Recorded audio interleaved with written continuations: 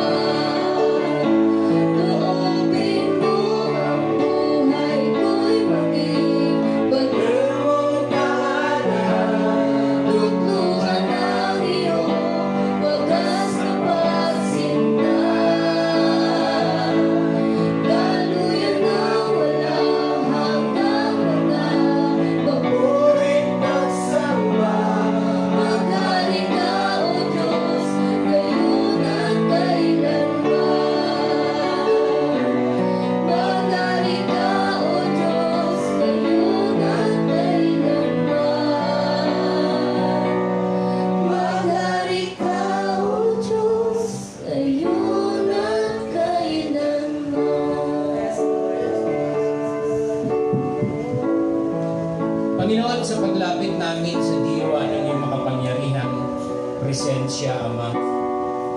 Kami po ay marugdong nagpapasalamat sa iyo, Panginoon, sa pag-iingat na iginawad sa bawat isa sa amin.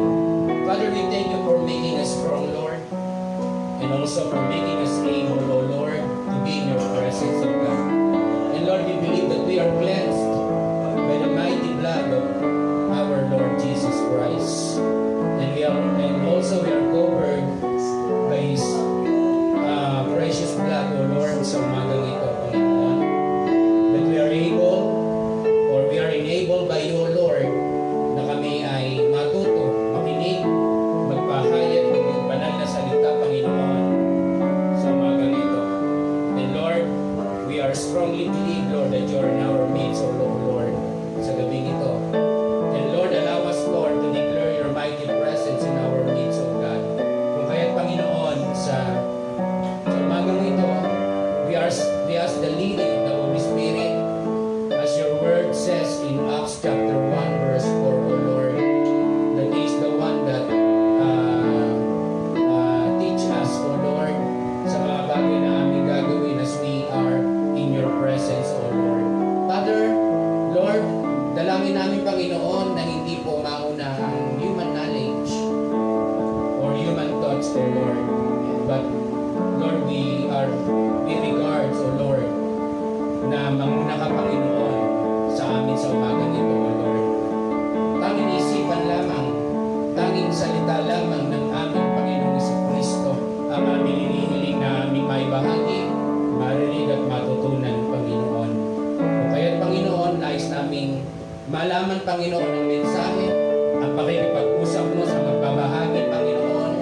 Gayon din, Panginoon, ang pagbabahagi mo sa aming mga tenga at sa aming mga isipan, Panginoon. Not just to motivate, O Lord, but also, Lord, to convict by your words, O God, sa aming mga puso.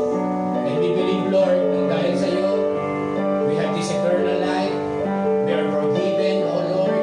Salamat po, Panginoon, that you saw us in the eyes of your grace, O Lord, and also in the eyes of your mercy, O God. Kung kaya kami nagpapasalamat sa iyo, Panginoon, that we are here, O Lord. We are empowered by your words, or by the words of Jesus, sa umagang ito. And also we are empowered by the Holy Spirit. We know, Lord, that He is residing in our heart, O Lord, because we are your temple, O God. Salamat po, Panginoon, for the beautiful day, beautiful weather that we had, O Lord, for giving us, Lord, this such a wonderful day for us, O Lord, na aming titignan, Panginoon. We are looking unto Jesus, for we believe that He is the author and the finisher of our faith, O God. That is in Hebrews chapter 12, verse 2, O Lord. Na ang aming Panginoon ay hindi magbabago, is the same yesterday, today, and forever, O Lord. Which is in Hebrews 13:8, O God, na patuloy na sasama, nagtuturo sa amin, like the disciples, O Lord. Sila'y natuto, Panginoon. They learned, O Lord, so much from our Lord Jesus. And that is exactly na nais namin, Panginoon, na mangyari sa umagang ito. Pabanalin mo kami ng iyong katotohanan, Panginoon. John 17:17, sapagkat ang salita mo ay katotohanan, Panginoon, to sanctify our spirit, to sanctify our whole being, that in Him we live and move and have our being, O Lord. Sapagkat, Panginoon, sa pagpapabanal mo sa amin ang salita mo, malalaman namin, gagawin namin, Panginoon, that is sanctification to be Christ-likeness, O Lord, sa aming mga buhay. Salamat, Panginoon, for putting your words, Lord, in our minds, O God, so that in every spiritual battle, Panginoon, magkaroon kami ng katagumpayan sa aming mga buhay. Lord, I pray for the brethren. They are here with us, and also, Lord, they are watching their homes, O Lord. We are praying for them, O God, na patuloy mo kami bigyan ng spiritual na kalakasan, Panginoon. Nang sa gayon, Panginoon, ay patuloy kami magtagumpay to win over sins, O Lord. That is greatest victory ng bawat mananampalatayang itinaguyod, iniligtas ng banal na dugo ng aming Panginoon. Father, dahil nga naalala ka namin, Panginoon, sa umagang ito. Because we believe, Lord, that your promises will come to nearer, O Lord. Malapit na, Panginoon, ang mga pinangako mo sa amin. So while we are waiting for your another return, O Lord, kami ay nagpupuri sa iyo in spirit and in truth, O God. Kasi ano kami, Panginoon, hinahanap-hanap ka namin. We are longing for your presence and also we are longing for your words. So, Lord, we declare, we admit, Panginoon, that we are nothing without Jesus, Panginoon. Wala kaming magagawa without Jesus in our lives, O God. So be with us, O Lord, as we sing, as we jump. If it is possible, Lord, we are singing in our heart. We are singing in the Spirit, O Lord, by the leadings of your mighty presence, O Lord. So umagang ito. For this we ask in Jesus' name, Amen and Amen.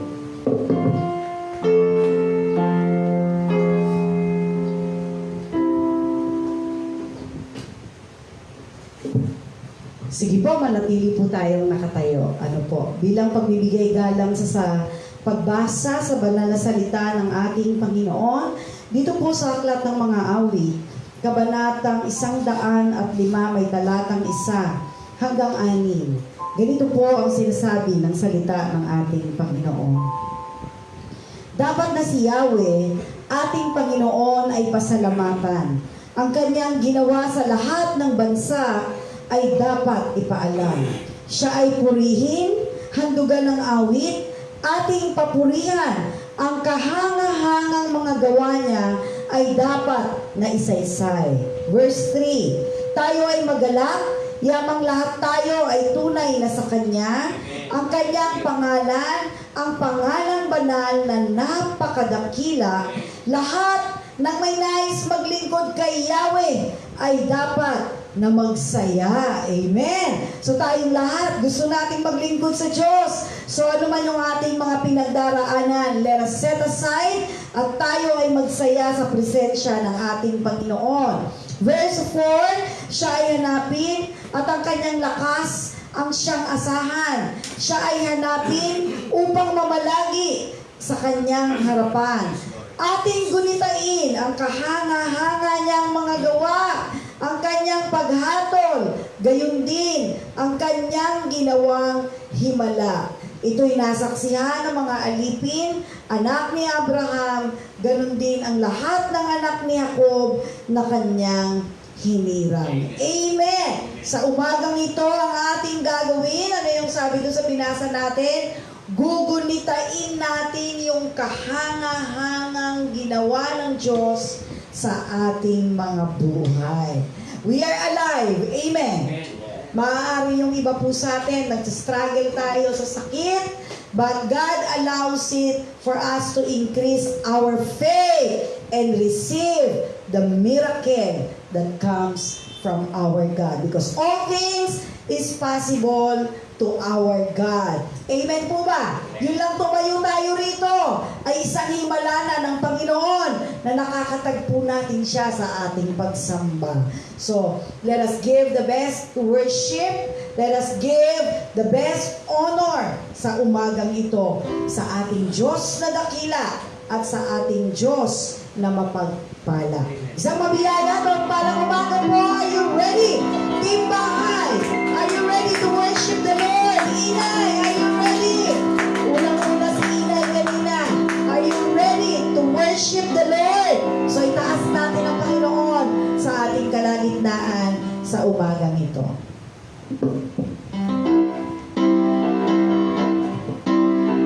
Amen. Magandang umaga po sa bawat isa. Tunay na napakabuti ng Panginoon sa buhay ng bawat isa.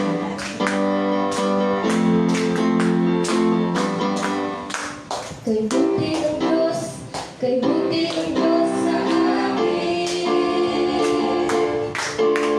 Kay buti ng Diyos, kay buti ng Diyos sa iyo.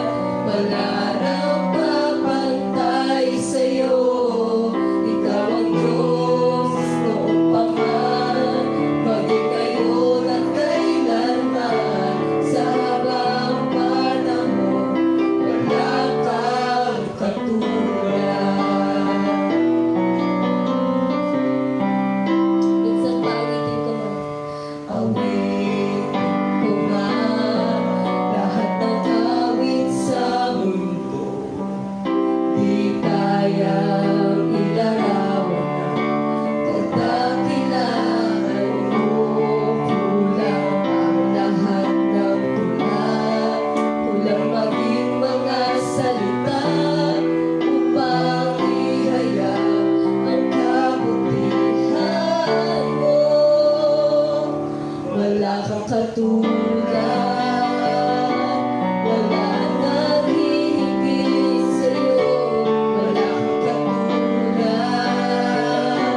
wala nang mapagkay sa'yo. Ikaw ang Diyos, sumaman, maging ngayon at kailanman. Sa habang panahon, wala kang katulad. Wala kang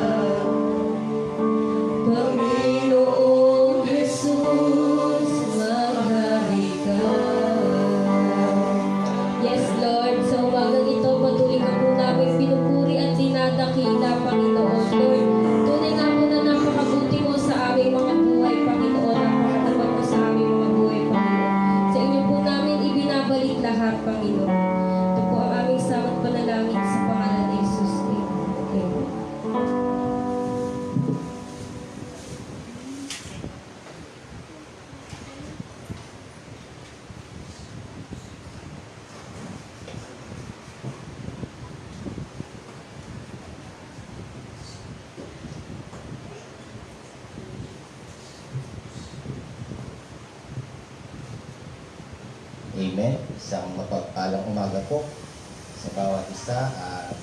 Sa umaga pong ito, ako po yung naatasan na magsalita upang maghayag ng salita ng ating Panginoon. At isang pagpapala po na parati po na kasi yung mga bagay na naan sa atin ng Panginoon, talagang napakabuti niya sa bawat araw.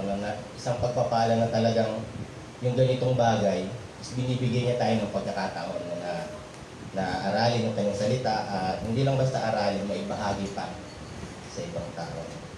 And sa umaga pong ito, inaanyayahan ko pong bawat isa na samahan po akong pagbukas sa Lucas, Kabanatang 9 at may talatang 23. Luke chapter 9, verse 23.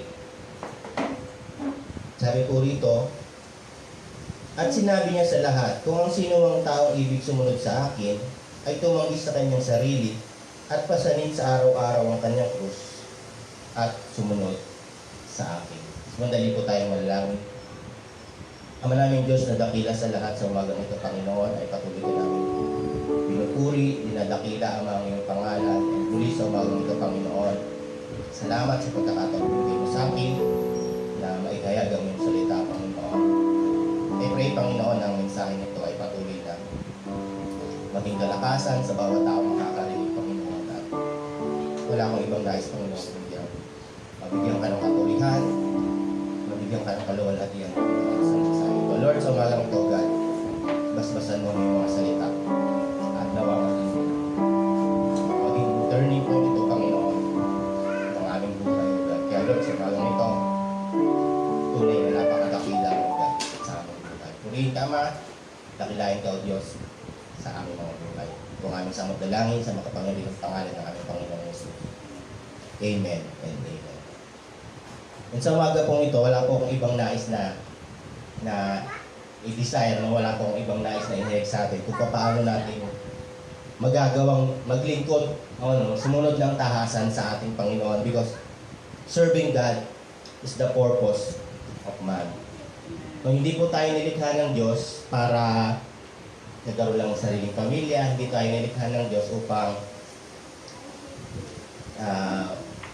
ubusin yung oras natin, no, sa mundong ito, kundi nilikha tayo ng Diyos para maglingkod sa Kanya. Serving God is the greatest work of a man could do. Dahil ang Diyos yan eh.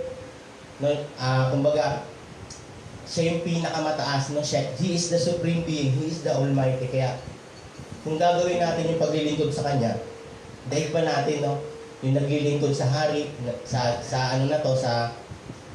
lupang ito, dahil pa natin yung sino man na naglilingkod sa pinakamataas na nilalang, because we are serving our God. In Old Testament time, no, sa panahon nga ni Moses, stricto ang Diyos sa pagpili ng maglilingkod sa Kanya. Makikita po natin ito in Exodus chapter 29. God strictly choose and appointed Aaron and his sons to become a servant for Him. So, sa panahon po na yun, talagang ang Diyos nais niyang meron ng specific na tribo.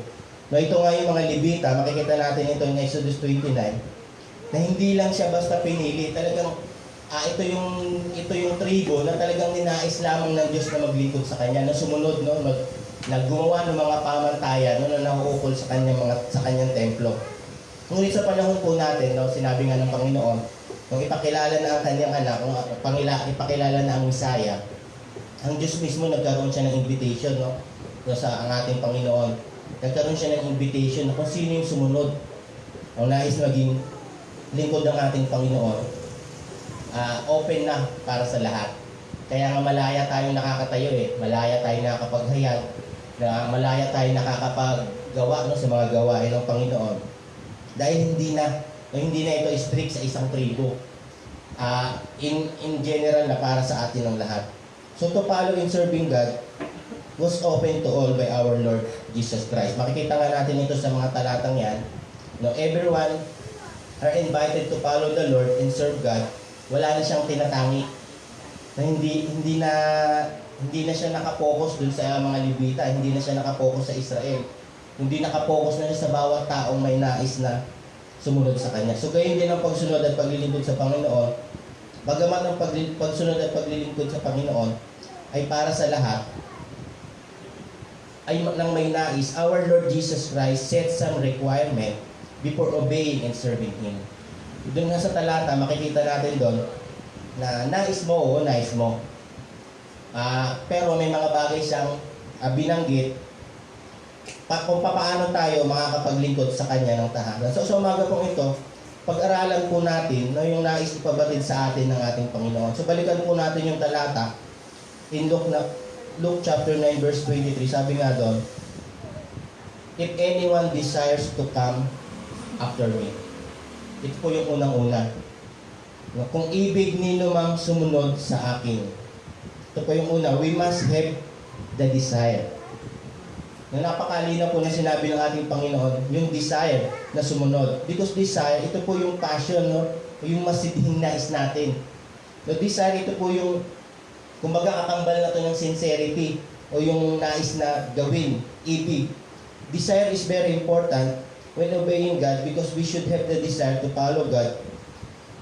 Because without the desire to follow, it is impossible to obey God.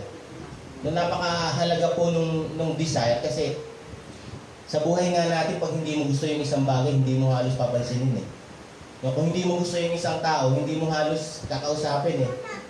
Kaya, pero kung gusto mo naman yung isang bagay, halos pag-iipunan mo eh, di ba? Pag-iipunan mo, o halos kung estudyante ka, hindi ka halos gagastos para lang makaipon, para makuha yung bagay na yun eh. Because you decide to have it. Kung gusto mong makuha yung bagay na yun. So, God's desire for us is sumunod at maglingkod. Ngunit hindi lahat ng gusto, hindi lahat ay may gusto. Kaya nga sabi ng Panginoon doon, hindi niya nga tayo mapipilit eh kung ayaw natin eh. Po natin, hindi po tayo binigyan ng ang Diyos po binigyan po tayo ng free will. Kaya nga ang tawag natin, ang nais ng Diyos doon is gawin natin yung free will na yun. Kung ayaw din natin, wala naman magagawa ang Diyos eh. No, ganun nga kabuti ang Panginoon dahil bagamat siya yung highest, no? Siya yung pinakamataas, siya yung pinakamakapangyarihan sa lahat. He is the supreme being. Hindi siya naging diktador sa atin.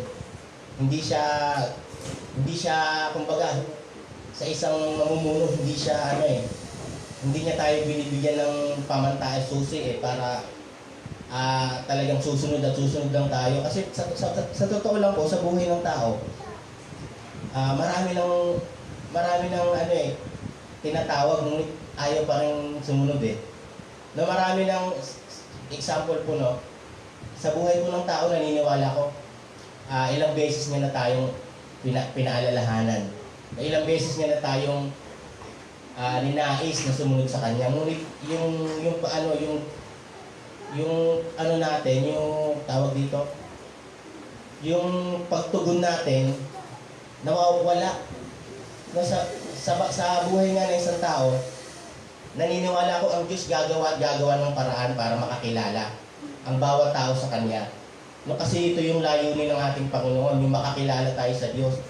Sa ating buhay, maaaring gumamit siya ng tao, maaaring gumamit siya ng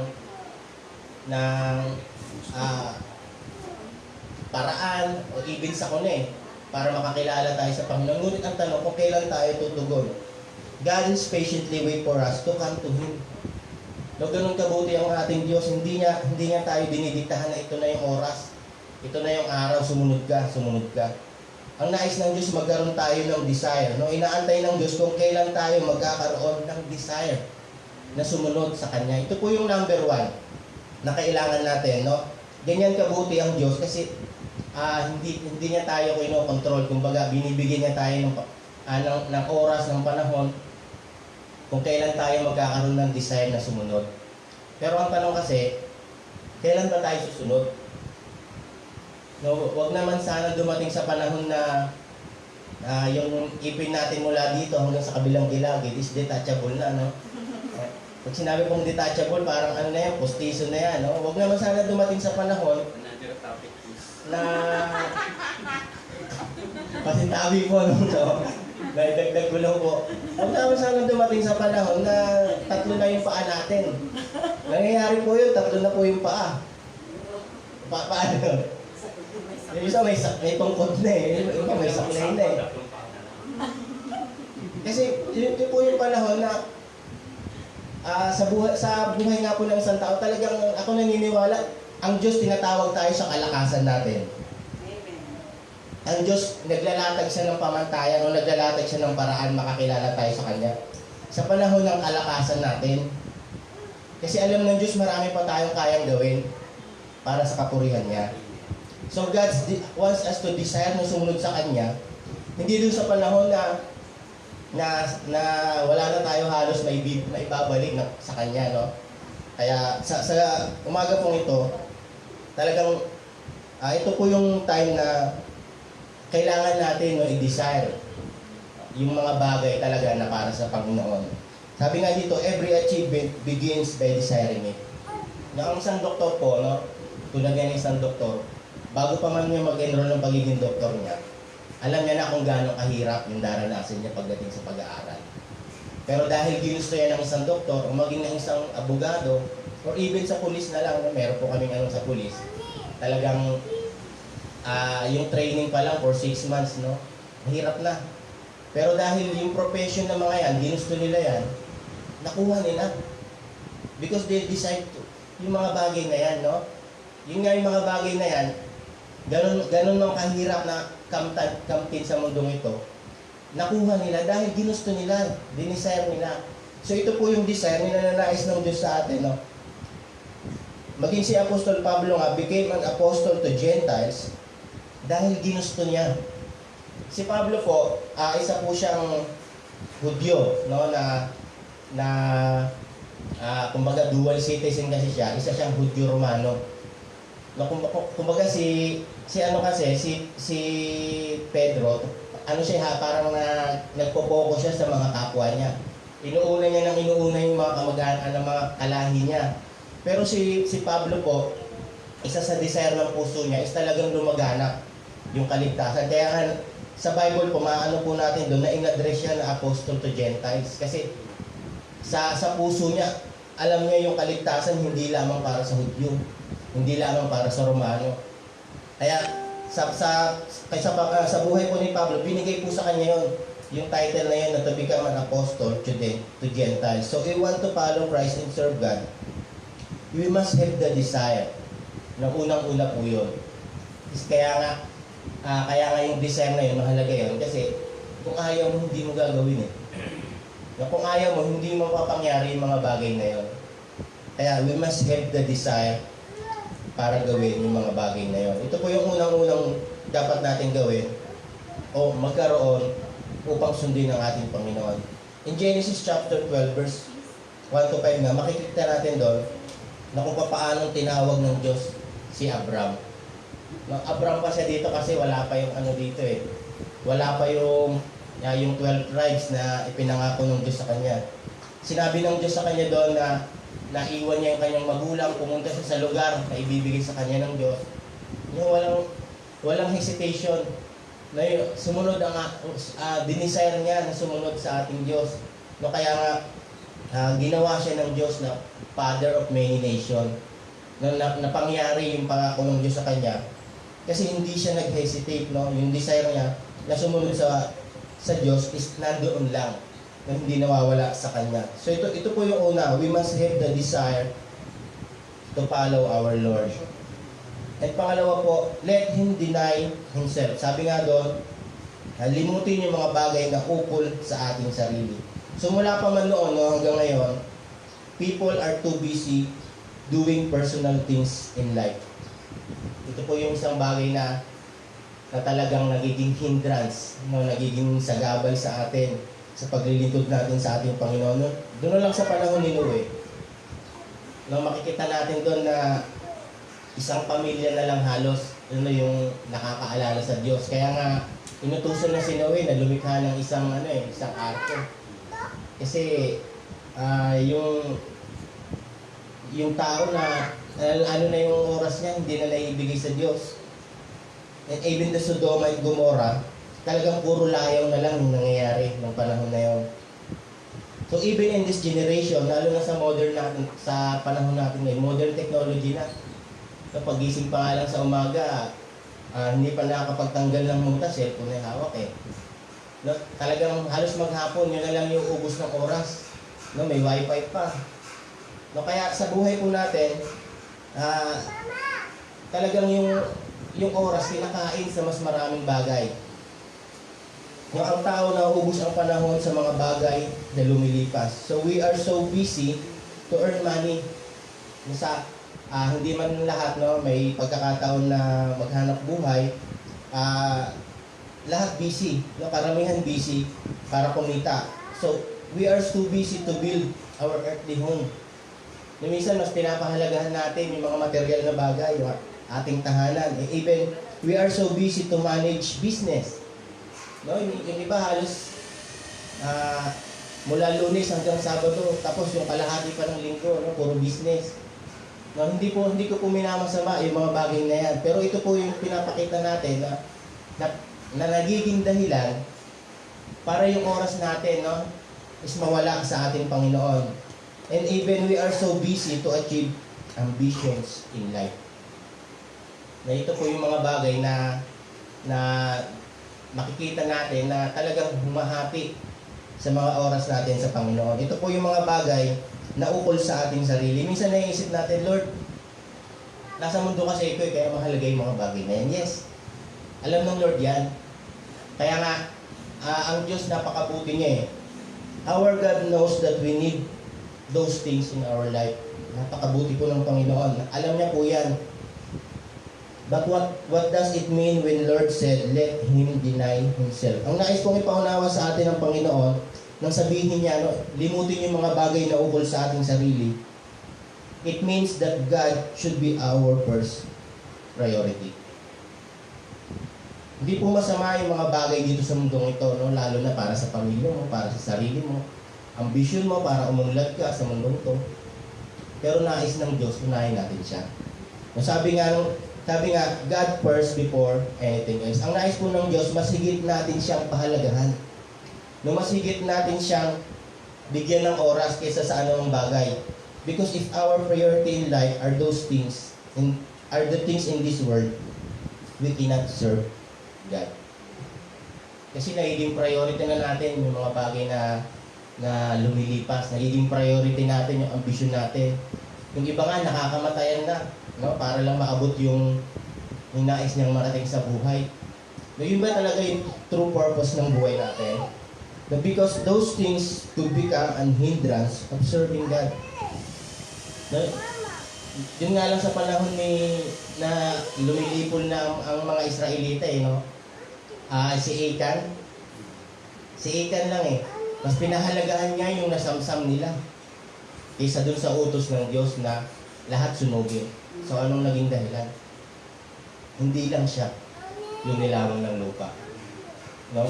Ito po yung mga bagay na makikita natin na nagiging hadlang sa pagsunod sa ating Panginoon.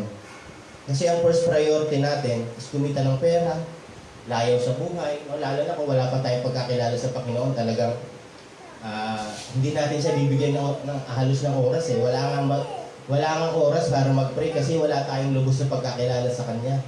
Or even hindi pa natin siya talagang kinikilala. Sabi nga doon, in Matthew chapter 19, no, verse 22, sabi doon, mababasa natin doon, yung binatang mayaman. No, kumbaga, sino pong pamilyar dito? Matthew 19, verse 16 to 22.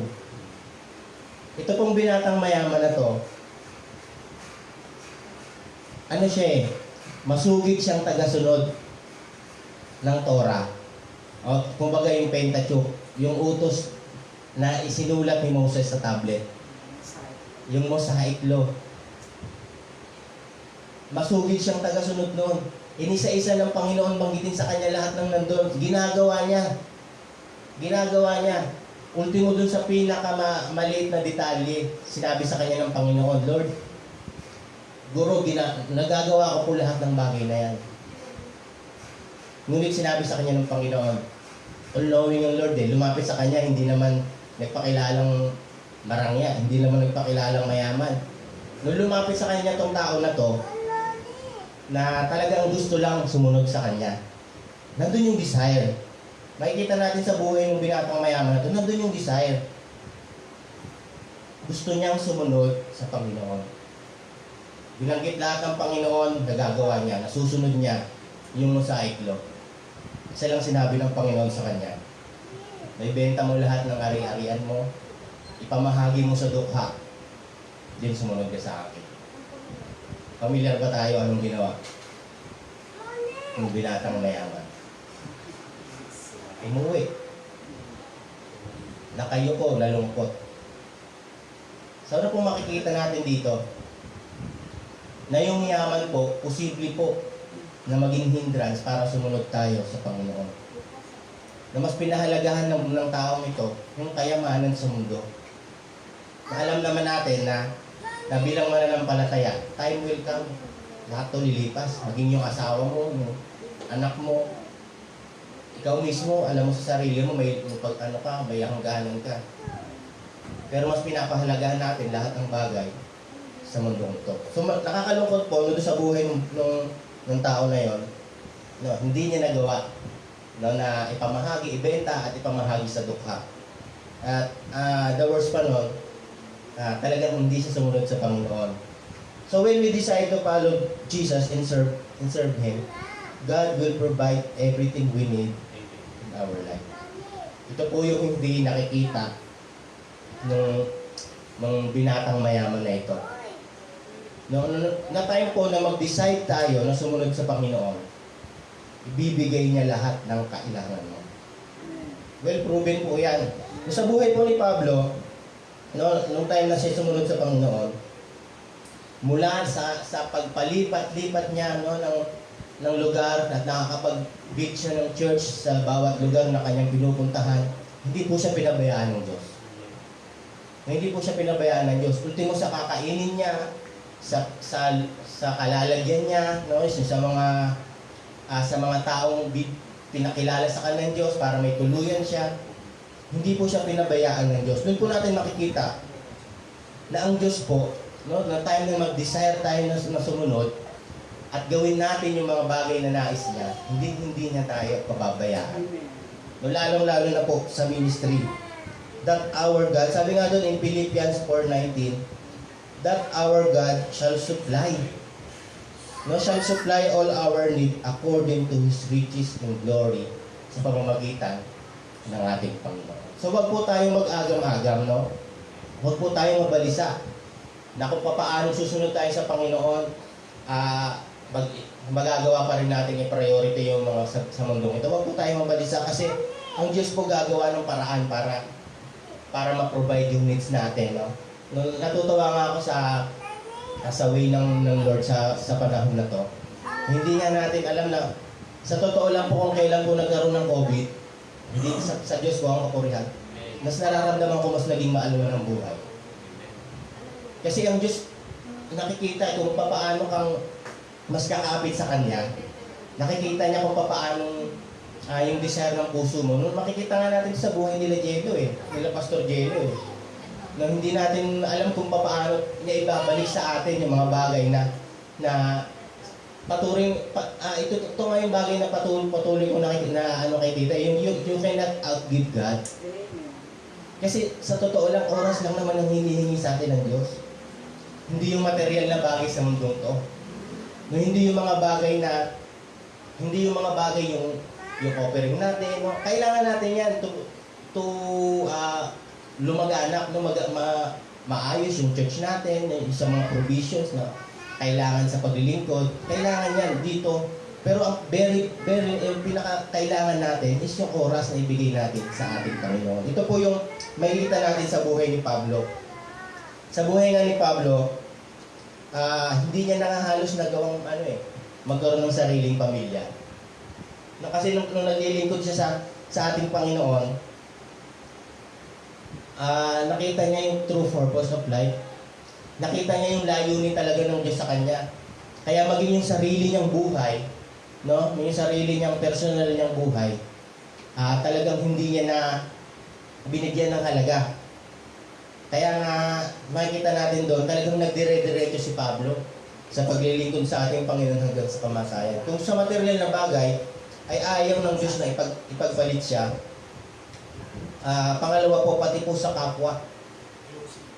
O sa ibang tao po. Dapat una talaga ang Diyos. In Luke chapter 14, verse 26, makikita po natin na hindi maaaring maging alagad ko ang sino mang umiibig sa kanyang ama, ina, asawa at mga anak, or even mga kapatid at sa kanyang sarili, o maging sa kanyang buhay ng higit sa akin. So parang medyo mako-confuse tayo. Ang hindi umiibig, hindi pwedeng maging, ang sabi nga ng Diyos, kailangan ibigin mo yung kapwa mo. Ano pong nais na ipahiwatig ng Panginoon doon? Kinakailangan una siya. Higit sa sarili natin, higit sa sino man, kinakailangan una ang ating Panginoon. Because Lord God, siya yung pinaka-the best na talagang mapapagbigyan natin ng oras natin kasi hindi masasayang yung oras natin pag inuukol natin sa ating Panginoon.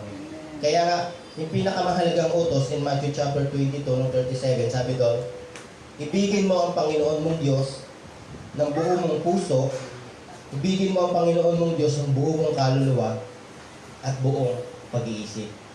Makita po natin ito in Matthew chapter 22, verse 37, na yung unang utos is talagang lahat nakatune sa ating Diyos. Lahat talagang paukol sa Kanya. Kasi talagang dapat una ang ating Diyos. No? Sabi nga doon, ito ang dakila at pangunang utos in verse 38. And in verse 39 sabi doon, at ang pangalawa ay katulad nito, igigin mo ang iyong kapwa gaya ng iyong sarili. So kaya po napakahalaga na talagang una dapat ang ating Panginoon.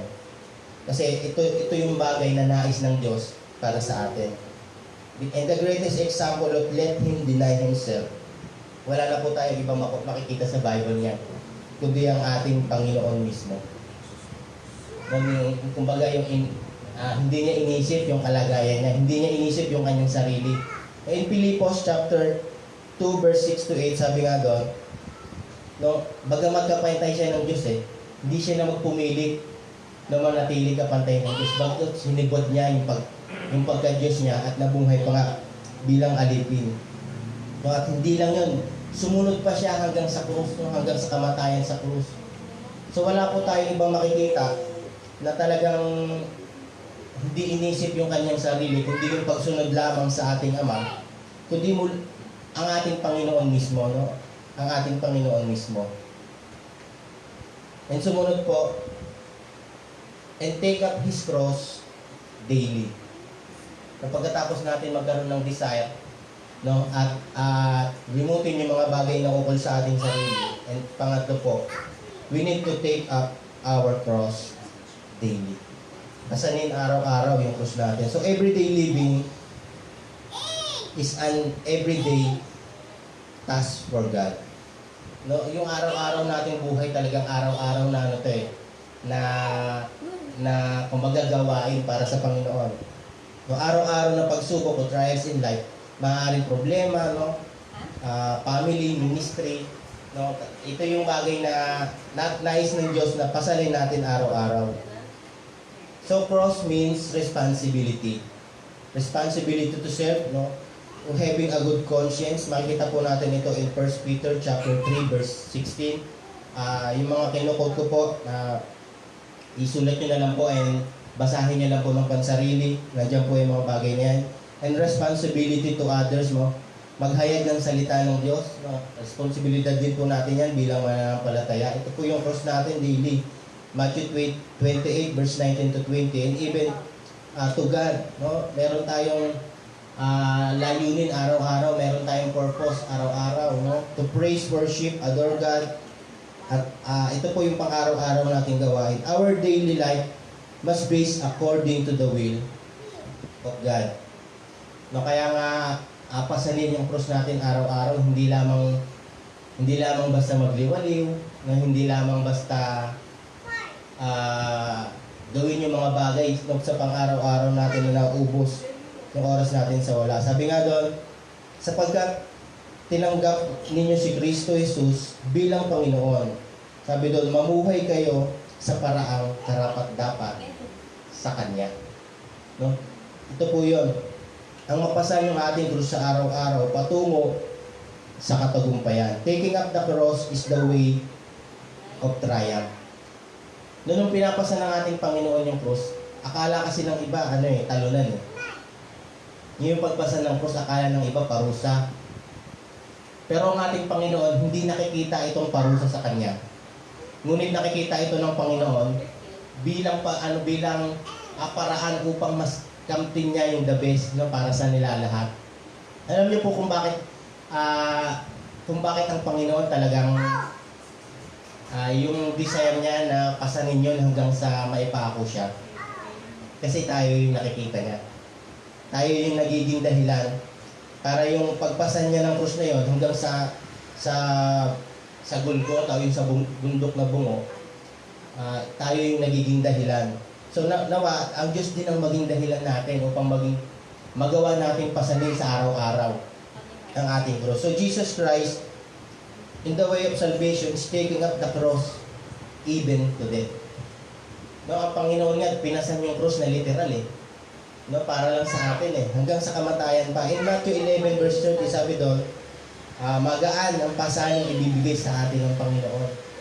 No, sa time na tayo kumilala sa Kanya, magkaroon tayo ng desire at higit sa lahat, yung mga bagay na ukol sa ating sarili, i-disregard natin, unahin natin ng Diyos at ibigay natin, no, yung oras natin sa Kanya.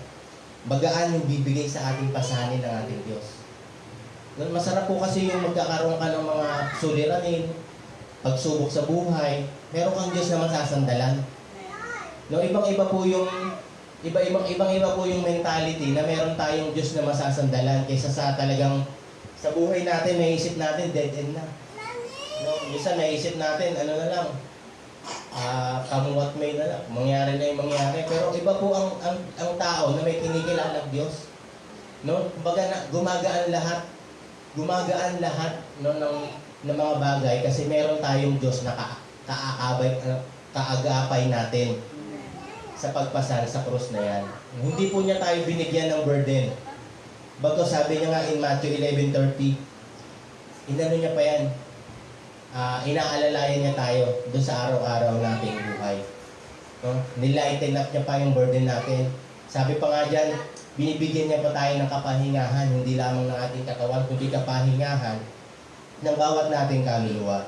So, ito po yung the best na makukuha natin sa pagsunod natin sa Panginoon. So, taking up the cross daily, kailangan para lubusan tayo makapaglingkod sa Diyos sa ating buhay. And the last is, and follow me. Sabi ko, at sumunod sa akin.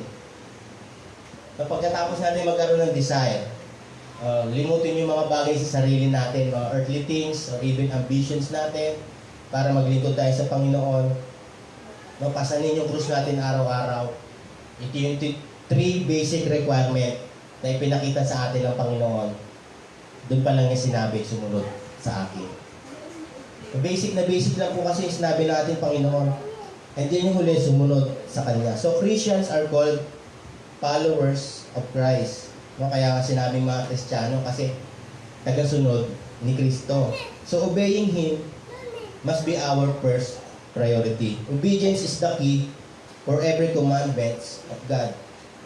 No, tulad nga nung laging sinasabi ni Tito, no, siguro sa ilang taon na pagpapastor no, ng ating pastor, talagang lagi kong naririnig sa kanya yung 99% obedience is disobedience. No, kaya nga sabi dito, God wants 100% from us. No, we have the desire to follow, but cannot deny ourselves useless. No, nagkaroon tayo ng desire, no, pero hindi natin magawang limutin, hindi natin magawang iwan yung business natin para ibigay man lang yung 2 hours para sa Panginoon. No? Gusto mo pati linggo, busin mo para sa business mo. No? Nakakaya naman kay Lord. So even if you have to deny yourself, no, na nagawa mo mang i-desire, na deny mo yung mga bagay sa sarili mo, no, pero hindi mo naman kayang pasanin yung krus mo araw-araw. Na konting problema lang, buryong ka na. Konting problema lang, gusto mo harakiri na. Ganyan. Hindi po mo pwede yun. No, useless yung pagkakaroon mo ng desire. Useless yung pagkakaroon mo ng pagtalikod mo sa mga bagay sa mundong to. Pero hindi mo kayang i-take up yung cross mo, na hindi mo nga kayang i-handle maski yung sarili mong temper, useless din. So, kaya ang sabi ng Panginoon, you must have the desire, deny yourself, tapos yung pangatlo, take up his cross. And yung huli, doon niya tayo inanyayahan sumunod sa Kanya. Sabi nga, madaling sumuko, no? God wants 100% obedience sa bawat aspeto ng ating buhay. Because obedience in serving God is the result of our faith. Makikita po natin ito, no? In James chapter 1, verse 17, yung pagsunod sa ating Panginoon at yung tahasan nating paglilingkod sa Kanya, ito po yung resulta ng ating pananampalataya. Sabi nga in James, no, faith without work is dead. No, maaaring bumabalong sa ating bibig, sinasabi natin may pananampalataya tayo, pero hindi natin na-apply sa buhay natin, hindi natin ginagawa. No? Patay po yun. Faith in obedience is genuine faith. So madaling sabihin, ngunit hindi naman natin ginagawa, it is useless. So obeying and serving God is the greatest purpose of man. Kaya nga bilang Kristiyano, no, lagi po natin sundin ng ating Panginoon. No? Bilang Kristiyano, kailangan talagang yung mga bagay na nilalatag sa atin ng Panginoon, tahasan natin gawin. No? Kumbaga, ito kasi yung purpose ng ating buhay. In Luke chapter 9 verse 23 nga doon, ito yung nais ng Diyos na maging basic guide natin. Basic lamang to. Kasi pag dinisire natin to na gawin yung Luke 9:23, mas marami pang papakita yung Diyos sa atin eh. Mas marami pa siyang nais na ipaliwanag sa atin. Mas marami pa siyang nais na linawin sa buhay natin. Kaya yung Luke 9:23, makikita po natin ito no, na talagang pag-aniyaya niya sa atin. Kaya sa umaga pong ito, ito po yung nais ng ating Panginoon na talagang tahasan natin na gawin para sa Kanya. Sabi ko nga, every time na tatayo po ko, talagang lagi ko pong sinasabi na God will always be God. No, anumang bagay ang gawin natin sa buhay natin, ang Diyos mananatiling Diyos yan eh. No, kung ano siya noon, ano siya ngayon, siya yung Diyos hanggang sa mawala yung lahat ng bagay sa mundong to. No? Kumbaga sa atin bilang tao, magpakabuti man tayo kung may bilyong halaga man yung yaman mo, i-donate mo man siya sa isang charity na akala mo yun yung makakapagbigay sa iyo ng mga bagay na nais ng Diyos ibigay sa iyo. Hindi eh. Anumang bagay na kabutihan natin, hindi siya pwedeng makapagdagdag sa pagka-Diyos niya. Kasi Diyos na siya, yun na siya eh. Or even in vice versa, kung wala man tayong pagkakilala sa Diyos, no, patuloy man tayong gawin yung mga bagay na gusto natin, patuloy man tayo na manatili dun sa comfort zone natin na akala natin yun yung buhay, no, gawin man natin yung taliwas ng mga bagay na gusto ng ating Diyos, no, yung suwayin man natin ang sumayin ng Diyos hanggang sa bawian niya tayo ng buhay, hindi ito makakapagbawas ang pagka-Diyos niya. So what my point is, anumang bagay ang gawin natin, ang Diyos mananatiling nandyan. So, ano po yung purpose ng Lord? Bakit binigay niya yung mga bagay na to? Para sa atin, kapatid. Hindi nilatag ng Diyos to para sa kanyang benefit. Kasi He is God. He is God. Wala tayong magagawa upang dagdagan yung pagka-Diyos niya. Wala tayong magagawa upang bawasan yung pagka-Diyos niya. Because He is who He is. Siya ay siya. Kaya, lahat po ng bagay na nilalatag ng Diyos para sa atin, it is for our own benefit.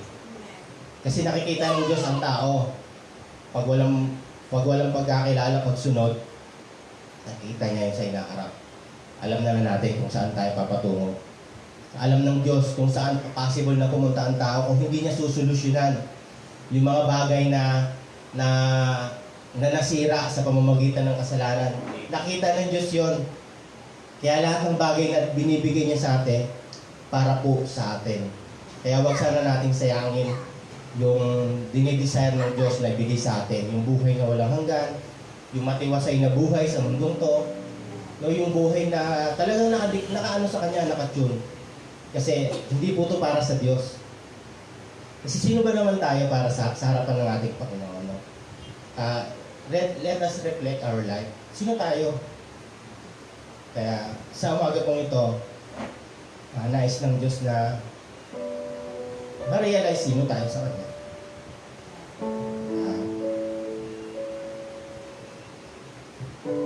Nakikita po natin, ang Diyos talagang inaabot tayo. Ano mang pagkukulang natin, ano mang bagay na dinidisregard natin siya. Ang Diyos na andyan para sa atin. Kaya, huwag po tayo magsawang sumunod sa Diyos kasi hindi po ito para sa Kanya, para po sa atin ito. Sa hinaharap, makikita natin siya, sasabihin sa atin, the best. Ikaw yung lingkod na talagang taas ang sumunod sa akin. Ito po yung greatest purpose, yung goal ng ating buhay. So, hindi niya tayo i-disregard, hindi niya tayo ihiwalay. At makikita natin sa hinaharap kung ano yung purpose ng Lord sa atin. Hindi po sa mundong ito. Lahat po lang natin dito sa mundo, puro pansamantala. Even our own life. Swerte ka na, umabot ka ng 100. Sa Old Testament, may 900. Na hindi ko lang maalala kung sino. But time will come, nawala pa rin sila, namatay pa rin. Pero ang nais ng Diyos sa atin is eternal life. Kaya binigyan niya tayo ng pamantayan, pinakilala niya yung kanyang anak, binigyan niya tayo ng way para manali sa Kanya sa pamamagitan ng kanyang anak. Huwag po natin sayangin yun. Let's have the desire, yung mga bagay na nadi-disregard, gawin natin. Siyempre talagang kailangan natin yung araw-araw na pakikibaka kasama ng ating Panginoon. And we can follow our Lord ng taasan. So sa umaga pong ito, yan lamang po yung nais kong ibahagi sa bawat isa. And let's pray. Ama namin Diyos, dakila sa lahat sa umaga nito, Panginoon, ay patuloy ka namin, Panginoon, pinupuri na dinadakila, Panginoon, sa mga bagay na patuloy mo, Panginoon, yung pinapaunawa sa amin. Lord, sa umagang ito, nais namin, Panginoon, na ibalik sa iyo lahat ng kapurihan ng Panginoon. Sa lahat ng bagay na ginawa mo, Panginoon, sa aming buhay, bagamat kami ligaw, Panginoon, hindi mo minarapat na kami manatili sa landas ng kapahamakan, Panginoon, pagkos hinahakay mo kami, Panginoon, dinala kami sa iyong tamang lugar, Panginoon, sa tamang way na nais mo sa amin, Lord. Kaya sa umagang ito, Panginoon, I pray, Panginoon, na sino man na nakakapakinig can have the desire na sumunod sa iyo, Panginoon, at hindi lamang magkaroon ng desire, O God, kundi ikaw ang i-priority sa bawat namin buhay, Panginoon. Nawa, Panginoon, sa aming pagsunod, alam namin, daranasin namin ang pagsubok, ang mga bagay, Panginoon. Alam namin, nakaagapay ka namin sa pagpasa ng aming krus, Panginoon. Kaya, Lord, sa umagang ito, patuloy na maghari ka sa aming buhay, Panginoon. At higit sa lahat, Panginoon, nawa, tahasan kaming makasunod sa mga alituntunin mo sa aming buhay, Panginoon. Because this is the purpose of our life, Panginoon. Hindi ang magkaroon ng sariling pamilya, bonus lang yan, Panginoon. Hindi ang magkaroon ng business, bonus lang yan, Panginoon. Hindi ang magkaroon ng marangyang bahay, sandamakmak na sasakyan, Panginoon. Bonus lang yan, O God, kundi ang maluwalhati ka. Makarating kung nasan ka, Panginoon. It is the real purpose ng pag-abot mo sa amin, Panginoon. Kaya sa umaga ito, O God, salamat.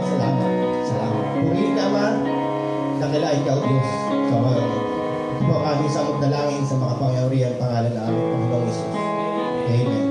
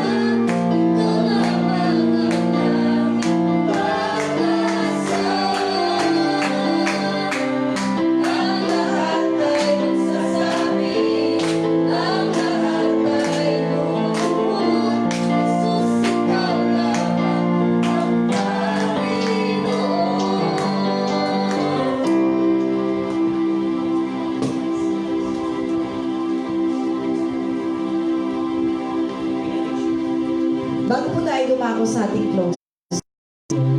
Ikaw na kasama namin sa pananambahan sa umagang ito.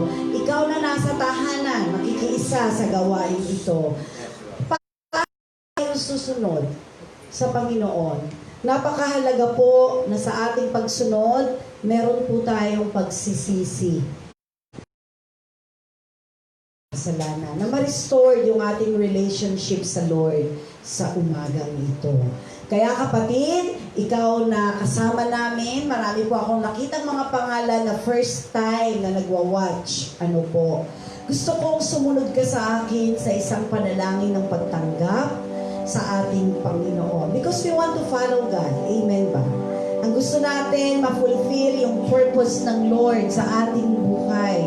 Pero bago mangyari ang mga bagay na yan, napakahalaga po na tayo'y nagpapakumbaba, na tinatanggap natin ang Panginoon sa ating buhay bilang ating tagapagligtas. Kaya kapatid, sa umagang ito, sumunod ka sa akin sa panalangin ito.